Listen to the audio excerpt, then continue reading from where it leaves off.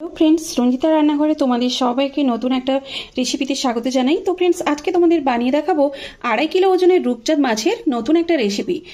তো মাছটা একেবারে কিন্তু টাটকা, আর এটা কিন্তু বাজার থেকেই আনা। তো মাছটা তোমাদের আমি একবার হাতে তুলে দেখাচ্ছি। তো দেখো কতটাই, তো তোমরা হয়তো বুঝতে পারছো না, হয়তো ভাবছো যে ছোট, কিন্তু নয়। তো মাছটার ওজন আছে 2.5 কিলো। তো এই যে দেখো, আমি হাতেও ঠিক তুলতেও পারছি না। তো যে রেসিপিটা তোমাদের শেয়ার করব, তো খুবই টেস্টি এবং সুন্দর একটা রেসিপি। আর তোমরা কিন্তু পারলে এই রেসিপিটা একবার ট্রাই করো, খুবই সুন্দর। তো চলো আর বেশি কথা না বলে মাছটাকে আমি কেটে নিয়ে আসি। তো ফ্রেন্ডস দেখো, আমি মাছটাকে কেটে ধুয়ে নিয়ে চলে এসেছি। আর মাছের মধ্যে দেখো কতটা খানিক যেমন তেল বেরিয়েছে। আর রূপচাঁদ মাছের তেল কিন্তু ওই সবজি দিয়ে চচ্চড়ি খেতে খুব ভালো লাগে। তো চলো এবারে মাছটা আমি যতটা আমার পরিমাণ মাছ লাগবে আমি ততটা নিয়ে নিই। দেখো আমার যতটা পরিমাণ মাছ লাগবে আমি ততটা নিয়ে নিয়েছি। তো এর মধ্যে আমি প্রথমেই দিয়ে দেবো 1 চামচ লবণ। তো এই রেসিপিটা কিন্তু কাঁচা মাছেরই হয়। দিয়ে দিলাম 1 চামচ লঙ্কার গুঁড়ো, হলুদের গুঁড়ো। ভালো করে কিন্তু এটাকে আমি ম্যারিনেট করে নেব।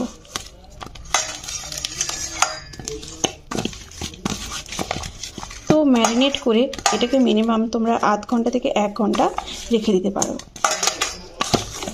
তো অ্যাকচুয়ালি এই রেসিপিটা কিন্তু সাউথের রেসিপি। তো সাউথের এই রেসিপিটা সাউথের খুব ফেমাস। সাউথের লোকেরা এই মাছের এই রেসিপিটা খুব সুন্দর করে বানায়। তো চলো, মাছটা আমার মাখানো হয়ে গেল। এবার একে আমি রেখে দিচ্ছি আধ ঘন্টার জন্য। রেসিপিটা বানানোর জন্য আমি ওভেনে কড়াইটা বসিয়ে দিয়েছি, আর এখানে দিয়েছি সানফ্লাওয়ার অয়েল। তো এটা কিন্তু সানফ্লাওয়ার অয়েলেই কিন্তু বানালে ভালো হয়, সরষের তেলে এতটা ভালো হয় না। তো তেলটা গরম হয়ে গেছে, প্রথমে আমি দিয়ে দেবো কারি পাতা। তো কারি পাতাটা তোমরা যখন তেলের মধ্যে ছাড়বে একটু দূরে সরে যাবে। আর সাউথে তো প্রত্যেকটা রেসিপিতেই কারি পাতা মাস্ট দেবেই। তো কারি পাতাটা আমার ভাজা হয়ে গেছে, এবারে দিয়ে দেবো আমি পেঁয়াজ।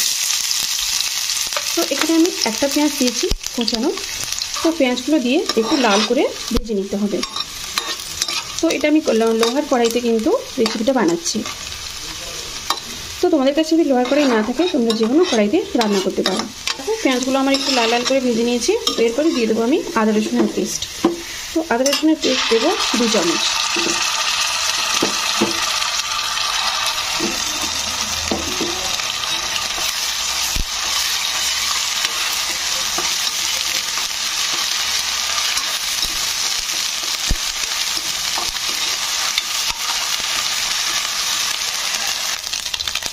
তো ফ্রেন্ডস, এখানে আরও একটা জিনিস অ্যাড করতে হবে, সেটা হচ্ছে মেন যেটা এখানকার ফোড়ন।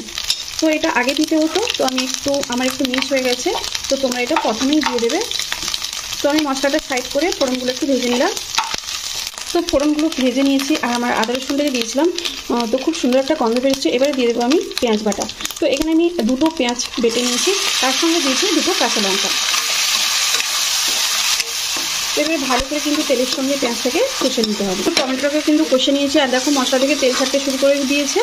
তো এরপরে দিয়ে দেবো এতে লঙ্কার গুঁড়ো। তো আমি যেহেতু মাছে একটু লঙ্কার গুঁড়ো অ্যাড করেছিলাম, তার জন্য আমি একটু কম দিলাম। তো এই রেসিপিটা কিন্তু টকটক ঝাল হবে। আর দিয়ে দিলাম হলুদ গুঁড়ো 1/2 চামচ। তো দিয়ে এটাকে একটু কষে নিতে হবে। পরে আমি দিয়ে দেবো জল। তো দেখো আমার গ্রেভিটা কি সুন্দরভাবে হয়ে গেল।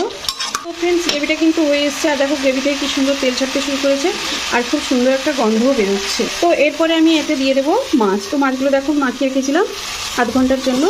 তো এর মধ্যে আমি দিয়ে একটু কষে নেব। তো যেহেতু আমরা কাঁচা মাছে রান্না করছি, তার জন্য একটু যদি কষে নেওয়া হয় মশলার সঙ্গে, তো আর কাঁচা গন্ধটা থাকবে না। তো ফ্রেন্ডস, আমি ওভেনটা একটু স্লোতে রেখে ঢাকিয়ে দিয়েছিলাম 2 মিনিটের জন্য। আর দেখতে পাচ্ছ সাইড দিয়ে কত তেল বেরিয়েছে।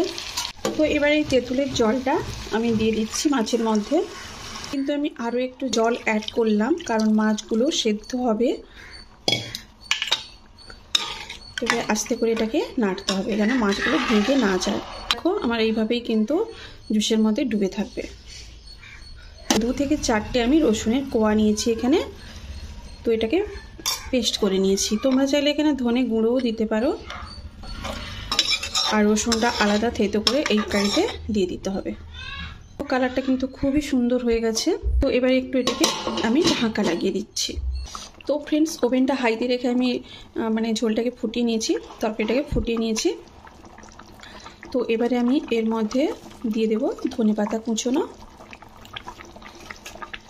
তো যেহেতু আমি মাছের মধ্যে মানে লবণটা দিয়েছিলাম, তো আর সামান্য একটু লবণ লাগবে, তো এখানে আমি এই চামচে হাফ চামচ লবণ দিলাম। তো লবণটা কিন্তু তোমরা টেস্ট করেই দেবে। তো এবারে ওভেনটা একটু কমিয়ে দিলাম, মানে একটু মিডিয়ামে রেখে আবার ঢাকা লাগিয়ে এটাকে ফোটাবো। তো ফ্রেন্ডস, এবারে আমি ঢাকাটা খুলবো আর তোমাদের দেখাবো কালারটা কত সুন্দর হয়েছে। রেসিপিটা তোমরা যদি স্লো আঁচে বসিয়ে রাখো তো দেখবে তেলটা কি সুন্দর ওপরে উঠে আসে। তো এবারে আমি দিয়ে দেবো 1 চামচ গুড়। তো গুড় যদি না থাকে এর জায়গায় তোমরা চিনিও ব্যবহার করতে পারো, কিন্তু চিনির চেয়ে গুড়ের টেস্টটা কিন্তু খুবই সুন্দর হয়। আর দেখো আমার মাছগুলো কিন্তু প্রত্যেকটা মাছ আমার সেদ্ধ হয়ে গেছে। তো আমার রেসিপিটা কিন্তু শেষের মাথায়।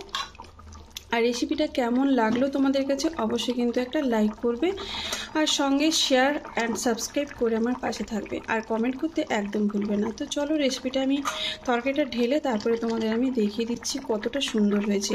আর এটা কিন্তু ভাতে তোমরা মানে ভাতেই খাওয়া যায়, তো খুবই সুন্দর লাগে ভাতে খেতে। তো চলো। তো ফ্রেন্ডস, এই রেসিপিটা কিন্তু তোমরা একটু সাবধানেই ঢালবে, নাহলে কিন্তু মাছগুলো ভেঙে যাবে, যেহেতু কাঁচা মাছ। খুবই সুন্দর হয়েছে, খেতে তো আরও সুন্দর হবে। তো তোমরা কিন্তু অবশ্যই রেসিপিটা একবার হলেও ট্রাই করে দেখো, তো খুব ভালো লাগবে। তো চলো আজকের মতন এখানেই শেষ করছি, দেখা হচ্ছে নেক্সট একটা ভিডিওতে।